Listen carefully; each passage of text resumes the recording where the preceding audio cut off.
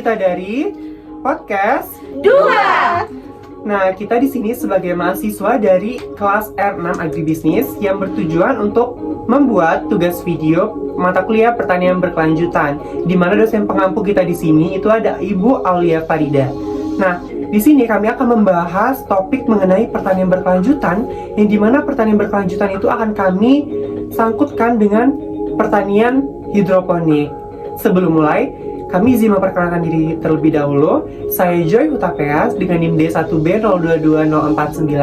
Saya Wahyu Pradinata dengan NIM D1B022058. Saya Gita Sarani dengan NIM D1B022028.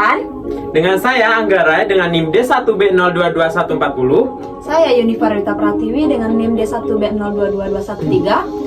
Saya Windri Elinsih dengan NIM D1B022199.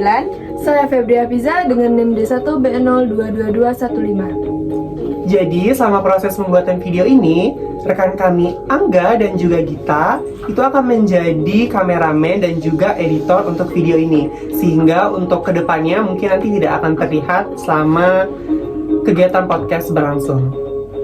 Oke, sekian perkenalan diri dari kami. Di sini kan kita berbicara tentang pertanian berkelanjutan. Pastinya kalian udah pernah dengar kan apa itu pertanian berkelanjutan? Udah dong, udah pastinya. Nah, menurut kalian apa sih itu pertanian berkelanjutan? Kalau dari jurnal yang pernah aku baca nih ya, sistem pertanian berkelanjutan itu sistem pertanian yang lebih mementingkan atau memperhatikan kondisi lingkungan. Aku setuju sih sama yang dibilang Feby. Soalnya yang namanya pertanian berkelanjutan ya berarti dia pasti kegiatan pertaniannya itu lebih memperhatikan komponen-komponen lingkungan di sekitarnya, sehingga mungkin kegiatan pertanian boleh gitu kedepannya tetap terus dilakukan di lingkungan itu gitu. Karena Berarti pertanian ini lebih ramah lingkungan ya? iya benar. Dan sistem pertaniannya juga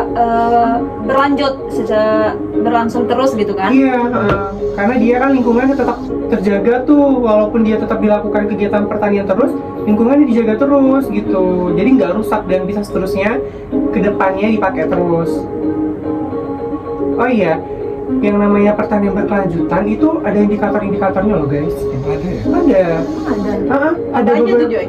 Nah, beberapa indikatornya itu kayak indikator ekonomi, terus juga sosial budaya, sama teknologi. Kalau dari ekonomi sih, itu pertanian berkelanjutannya dilihat kayak kegiatan pertanian itu apakah kedepannya akan seterusnya memberikan keuntungan, memberikan profit bagi kita atau bagi petani.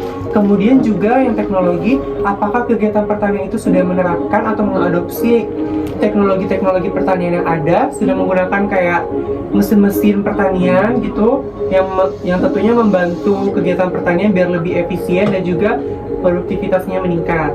Terus ada juga yang sosial budaya. Nah, kalau sosial budaya ini dilihat dari kesejahteraan petaninya sih, apakah melalui kegiatan pertanian itu kesejahteraan petani tetap terjaga gitu atau bahkan semakin sejahtera, dan juga budaya-budayanya kayak apa ya? Tetap terjaga. Iya, budaya-budayanya nggak dihilangin gitu, kegiatan pertaniannya. Joy sempat menjelaskan 3 indikator dalam sistem pertanian berkelanjutan ini kan. Nah, menurut Joy, yang mana sih yang paling penting, yang paling utama dalam sistem dari ketiga yang Joy jelaskan tadi? Kalau menurut aku sih penting semua ya, karena itu semua kayak berkaitan gitu. Aku setuju sih, soalnya dari aspek ekonomi, lingkungan memiliki dampak positif. Dari segi ekonomi dapat meningkatkan produktivitas. Dari lingkungan mungkin tidak menggunakan pupuk kimia. Kayak yang kayak dibilang Wahyu itu tadi, karena semuanya itu kayak satu kesatuan gitu, satu indikator nggak ada ya, dia masih kurang apa ya, masih kurang bisa lah dikatakan Saling bersangkutan gitu ya. masih Mendukung. Kalau misalkan ada satu indikator yang nggak ada di dalam kegiatan pertanian itu, berarti dia masih belum bisa dikatakan pertanian berkelanjutan gitu. Nah, kalau kita ngambil contoh dari tanaman hidroponik, itu ada 2 lagi indikatornya. Apa tuh? Indikator kelembagaan sama indikator ekologi. Di mana indikator kelembagaan itu untuk mengelola suatu sistem. Jadi kan lebih mempermudah kita untuk mengelola suatu sistem ya kan? Iya. Terus kalau dari indikator ekologinya itu mempengaruhi pertumbuhan tanaman. Nah, menarik nih. membahas tentang sistem pertanian hidroponik yang Windri jelaskan tadi, yang sempat Windri singgung tadi. Kalian udah pernah dengar nggak apa itu sistem pertanian hidroponik? Udah dong. Udah pernah lihat juga nggak sih? Udah pernah lihat, udah pernah dengar gitu.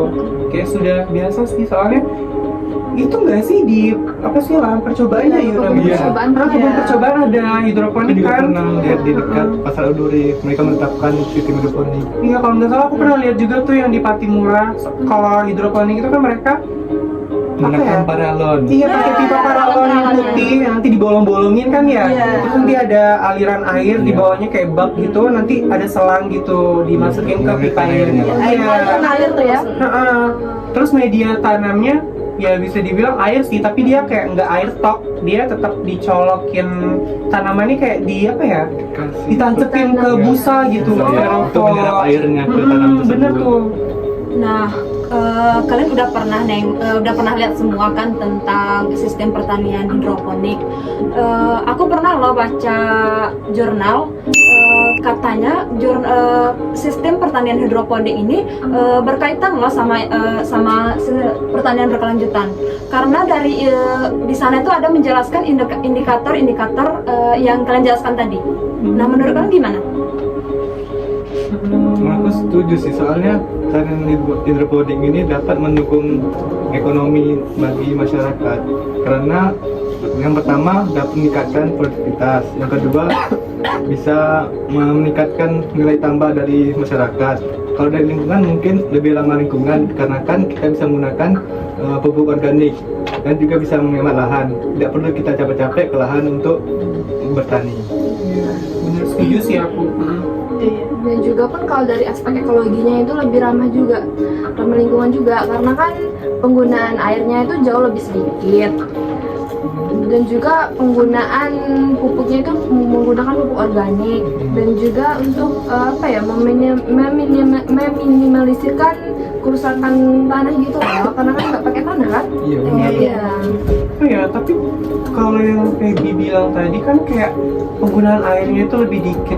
Menurut aku nih ya, dari yang aku pernah lihat kegiatan pertanian hidroponik itu, menurut aku sih banyak ya mereka pakainya, karena kayak berbak-bak gitu loh, kayak satu bak gede gitu, mereka taruh isi air ke dalam itu penuh baknya, terus nanti dialirin pakai selang gitu. Memang si airnya itu aja, kayak diputar pakai diputar-putar terus, nanti dibersihin pakai filter mesin gitu.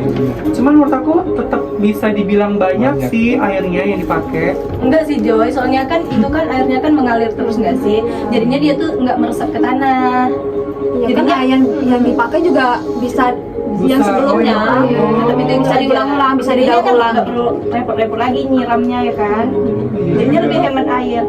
Itu bisa diganti 3 hari sekali gitu airnya. Oh iya juga sih, soalnya dia juga nyerapnya ke itu ya, busanya ya, dan itu nyerapnya nggak terlalu banyak juga ya. Kalau dipikir-pikir. Dan satu lagi ada dari aspek sosial dan budaya. Nah, kalau dari aspek sosial dan budaya itu lebih ke masyarakat perkotaan kalau menurut aku. Karena kan di perkotaan susah untuk mencari lahan untuk bertani gitu kan. Jadi masyarakat perkotaan itu bisa ikut bertani dengan cara bertani hidroponik, dengan di halaman rumah yang seadanya itu juga bisa. Oh, berarti kan hidroponik ini bisa ditanam di depan rumah kan? Iya. Mungkin salah satu keuntungannya juga bisa untuk mempercantik halaman rumah kan? Nah, iya, aduh itu pasti kalau ibu-ibu seneng banget Iya, tuh ya, rumahnya iya. indah gitu. Penghematan lahan juga sih. Iya, menurut aku iya, karena mereka nggak perlu lahan yang banyak banget, jadinya budget yang dikeluarin untuk lahan aja pun Udah lumayan. nggak segede itu ya. Terus tuh kan kalau misalnya kan kalian tuh kan tanam tuh ada yang mati dah. Kalau ke lahan kan repot, kalian tuh jarang lah ke lahan kan. Iya. Kalau di depan rumah kan enak, ganti yang udah mati, ganti yang baru lagi gitu. Oh iya, tinggal buang aja gitu ya. Sayang. Pantauannya itu lebih dekat kan, lebih sore-sore bisa. Dan juga nilai dari hasil pertanian juga tinggi dari untuk memasarkan ke mall-mall seperti itu, dan lebih sehat tentunya. Oh iya, kayak apa ya, aspek ekonominya ya? Ya, Iya. mendukung lah. Juga lebih di supermarket gitu ya dipasarkan ya. Oh, berarti pemasaran tanaman hidroponik ini lebih ke supermarket, minimarket, karena Kualitasnya lebih baik. Dan higienis. Oh, iya juga sih kalau dipikirin harganya pun yang kayak di Bang Wayu tadi ya Lebih mahal. lumayan tinggi ya harga jualnya.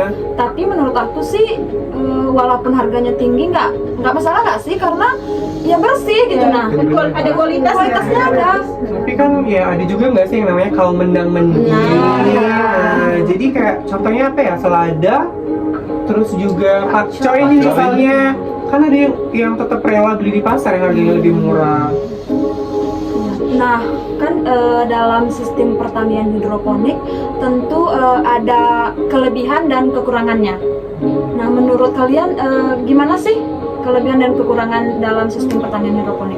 Menurut aku ya, untuk kekurangannya mungkin kita memiliki budget yang lebih untuk memulai hidroponik tersebut, seperti membeli paralon ataupun sebagainya.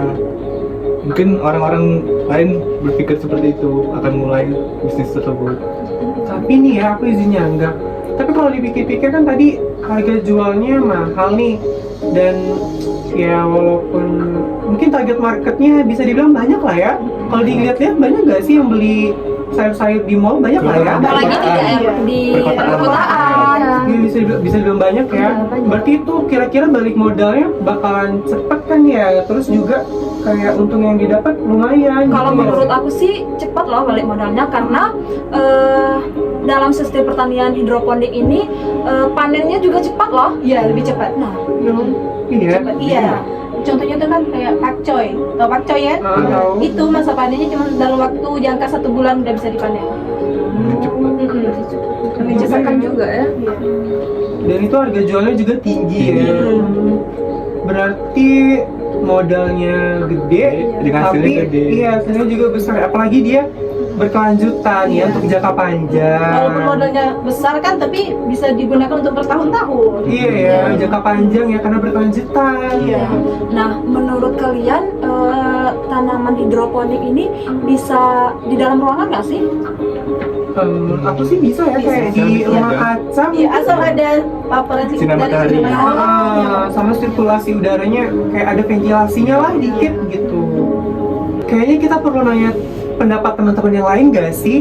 Iya, iya. Kalau menurut teman-teman yang lain gimana? Komen ya. Bye. Podcast 2